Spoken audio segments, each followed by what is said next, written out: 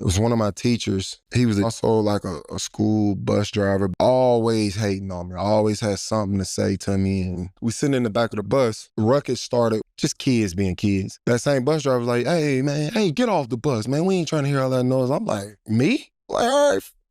Walk to the front of the bus. I got all this stuff with me. So as I go to turn down the bus stairs, teacher like, man, don't you bump me, and pushes me in my back. I used to have to duck to get off the bus. Boom! Hit my head on the door of the bus, stumble out, and I fall to the ground. Oh, yeah. You saw red. So I handled my business. Had to do what you had to do. I'm not saying that was the right answer. Police get involved, all these other things, yada, yada, yada. In my mind, I'm like, man, this grown-ass man just put his hands on me. I'm 15. Maybe I shouldn't have whooped his ass. But outside of that, what did I do wrong? They kicked me out of school. They put me on the front of the newspaper like I'm a criminal. They got my face on the paper. Never once mentioned the teacher, and I ended up doing some months in the boot camp. Damn. I had a period of time where I hated it. It was just like, is this what comes with, being good at basketball? I ain't even asked for this. These months I'm spending in this camp, I survived. Let's just put it like that. I survived. What really helped shape me was now I'm in this camp with real ass criminals. And ain't nobody above nobody in this shit. Like, we all in here, we all got to do the same shit.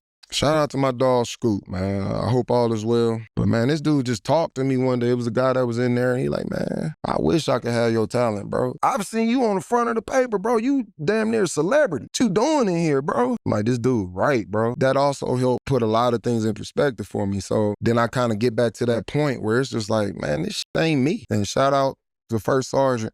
Man, this lady. He got PTSD for sure. Bro, I ain't never met a lady so mean, so intimidating. And she was on my ass from the time I walked in. It was to the point where I'm like, man, this lady hate me, bro. And I ain't never did nothing to her. And I never understood why until my last day in there. You in there for how long? 5 months, I want to say. And by the end of the program, she finally explained herself to me. First time she had just a regular, I didn't even think she had a heart at one point. Like, this lady is cold-blooded, man. Major pain type shit. This lady was crazy, bro. But she finally explained herself, and this was my last day in there. She was like, you want to know I was always tough on you? She was like, 1, I see the potential you have. 2, I think you're a really good kid. Continue to be a good kid. I don't ever want to see you in this place again. I have a feeling that you're going to be a star one day. And what really fucked me up, she gave me a hug. Oh, yeah.